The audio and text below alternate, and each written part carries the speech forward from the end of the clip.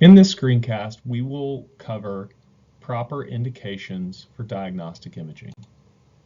At the end of this podcast, you should be able to describe the basic components of an ICD-10 code and should be able to create a precise indication for common clinical scenarios to improve the radiology reports that you will receive. ICD-10 is a disease classification system used to subcategorize diseases and their presentations.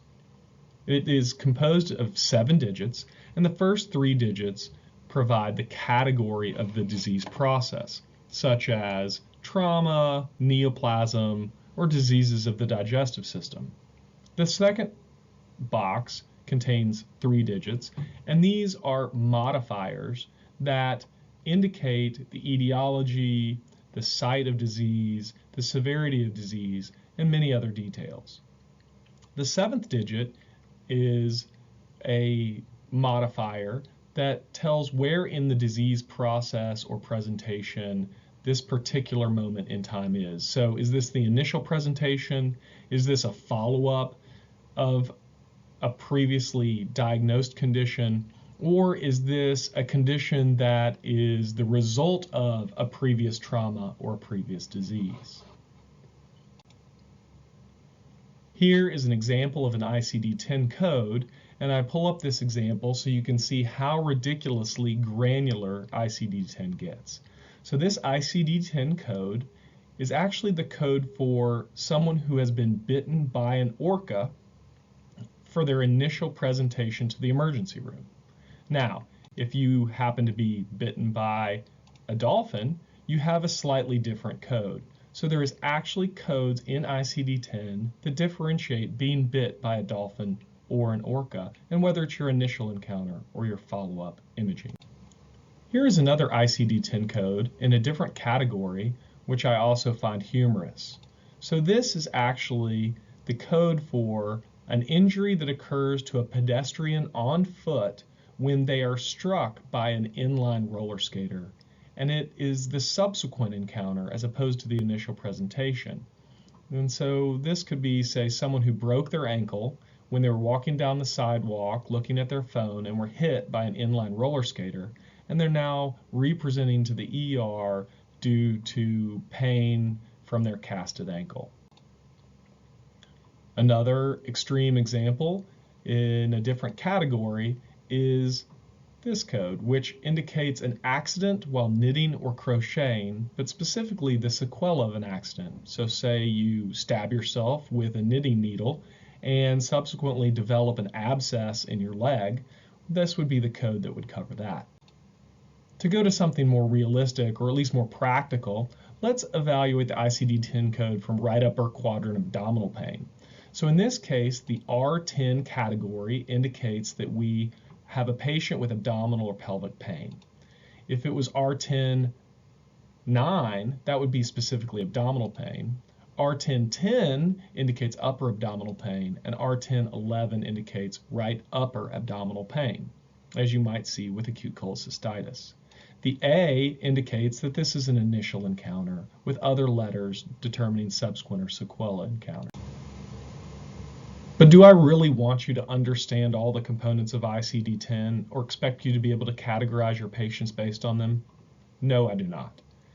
ICD-10 is very complicated, and we have a large number of medical coders whose responsibility it is to decipher the care provided to patients and their appropriate ICD-10 codes. So you can forget about ICD-10 as long as your documentation of your patient is concise, accurate, and detailed. And that applies to indications provided when ordering diagnostic imaging. Another reason to provide a concise, accurate, and detailed indication is to assist the radiologist in answering your question. So radiologists enjoy having a question that they can answer to provide value in the care of the patient. If you provide us with brief clinical history, it will engage our mind and help us start to develop a differential diagnosis so that we can look at the study that you have ordered with a little more intensity. And this can improve the relevance and the specificity of the report you get so that there aren't details that are overlooked and any question you have is specifically addressed. For example, getting a CT of the abdomen and pelvis for pain doesn't provide a lot of information to the radiologist who's going to be ordering that study. Instead, right upper quadrant pain with fever and hyperbilirubinemia makes the radiologist more sensitive to any abnormalities within the biliary tree, be that acute cholecystitis, a gallstone lodged within the common bile duct, or a pancreatic mass that's causing cholangitis. Providing a proper indication is also important for the way insurance companies, hospitals, and your patients interact with one another. The payers don't want to pay for studies that are unindicated.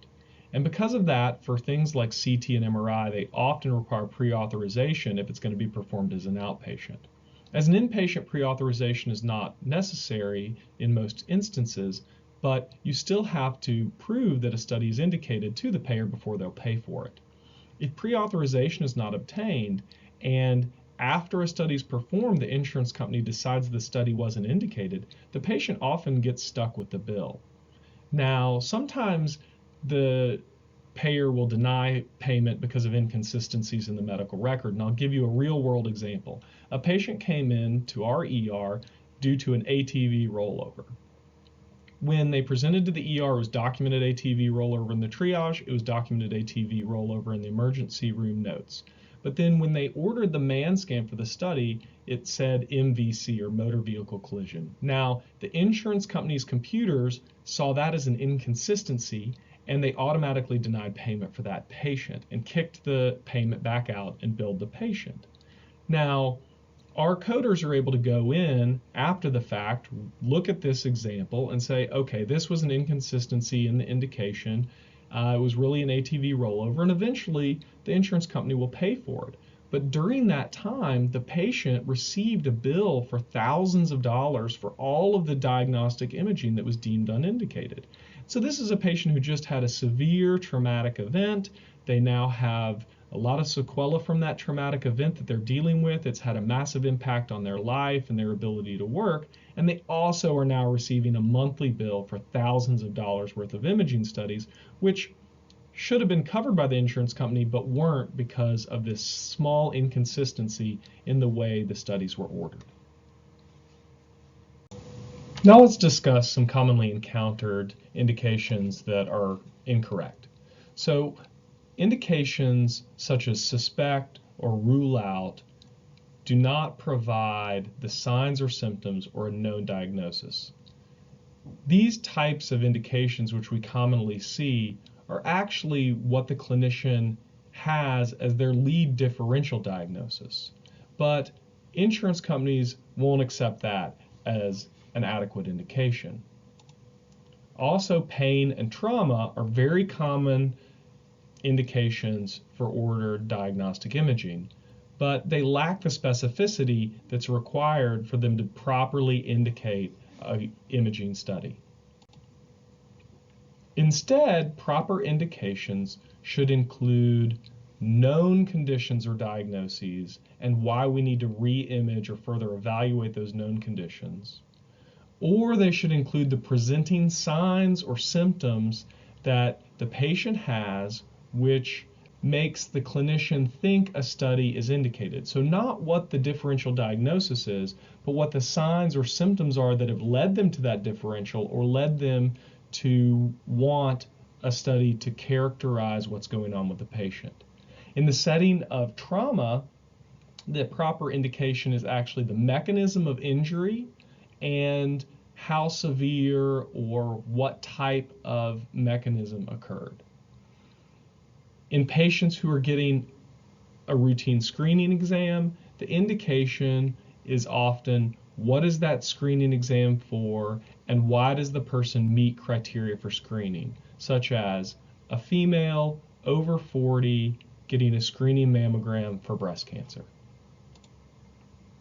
These indications only need to be 3 to 10 words. They can be very short. And in fact, in Sunrise Clinical Manager, if you put an indication greater than 128 characters into the reason for exam slot, it will truncate your indication. But you can add additional information in the comments box. To review, indications could be appendicitis or aortic dissection or pulmonary embolism, lung cancer, sarcoid, if you know that the patient has that condition and you need an imaging study to further characterize the severity of their appendicitis, or see if they now have a perforated appendicitis, or see if their pulmonary embolism or their dissection has progressed, to see if their lung cancer has responded to treatment, or see if their sarcoidosis has responded to treatment. If you think your patient has appendicitis, don't write suspected appendicitis. Write acute lower quadrant abdominal pain, fever, leukocytosis. Now you've provided the symptoms and the signs that made you suspect appendicitis. In the setting of trauma, don't just say trauma. Say the mechanism of the injury, the severity of the mechanism, and the consequences of the injury. So rollover motor vehicle collision at higher than 35 miles per hour with loss of consciousness. That provides the level of detail and granularity needed to cover a whole body man scan in the emergency department. If your patient has lung cancer, and that's known, but they present with acute on chronic shortness of breath, hemoptysis, put those in and then say lung cancer. Don't just place lung cancer in the indication. Or if the patient has lung cancer and recently was treated by radiation oncology and you want to see how that treatment has affected the tumor, then you could put lung cancer treated with radiation therapy, assessed for treatment response. And that is a more appropriate indication than just lung cancer. I really like the ALPO approach whenever I am developing a brief clinical history or thinking about an indication. The first component of that is acuity, and I break acuity into three basic parts: subacute, acute, or chronic. Some people may also say that acuity could be the initial presentation, a follow-up, or long-term follow-up, and that would probably be an appropriate way to think about acuity as well. When you think about location, think about the organ system that's being affected or the part of the body that's being affected, and then provide a little bit more detail about which part of that organ system or which part of the body is impacted or painful or causing your patient to present. When you think about pattern, in this case, I'm mostly talking about pain, so worsening or recurrent pain, intermittent pain, radiating pain, but that can apply to any range of symptoms, so shortness of breath or weakness, paresthesias, vision changes, right? And then if it's not pain, but it's some sort of trauma, provide the mechanism of how the trauma occurred or the mechanism of injury. The other category includes all the other parts of the clinical history that can contribute to your differential diagnosis. So does the patient have fever, tachycardia, or bradycardia? Do they have abnormal LFTs? Do they have hyperbilirubinemia? Do they have leukocytosis? Do they have a remote history of trauma or a prior history of surgeries? Do they have known cancer? Do they have known immunocompromised state? Have they been exposed to toxic medications like bleomycin or amiodarone? Or do they have workplace exposures to asbestos or harsh chemicals? So the other can be this sort of grab bag that you put on at the end that gives just a little additional tidbit that helps reinforce why the study is needed and helps the radiologist look for specific things on the study to answer your question. I want you to think about ordering imaging like it's a consult. The radiologists are the consulting physicians, and you're calling a consult by getting a CT or calling a consult by getting an MRI. And imagine calling the trauma surgery service for a consult and just saying, I have a patient in the ER with pain. All right? They're not going to accept that as an indication for a consult. If you called neurosurgery in the middle of the night and you're on a medicine team and you say, I have a patient on my service and they have headache. I need a consult. neurosurgery is not going to be very responsive. They're going to want additional information, additional details to help them decide whether that consult is indicated and whether it's worth their time to do the consult and come see the patient. And providing a similar level of detail in a concise and accurate way can improve the quality of the radiology reports you get. It can improve the quality of the imaging and how well tailored the imaging study is to the question you're asking. So think about diagnostic imaging as a consult and the radiologist as a consulting physician. And when you're ordering that exam, the reason for the exam should be, why do I want to consult? What is my patient presenting with? Either the signs, symptoms, or known diagnosis, and why we need the study that we're going to get. In summary, ICD-10 is a highly granular disease classification system that requires a lot of detail to properly categorize your patient's disease process or disease presentation.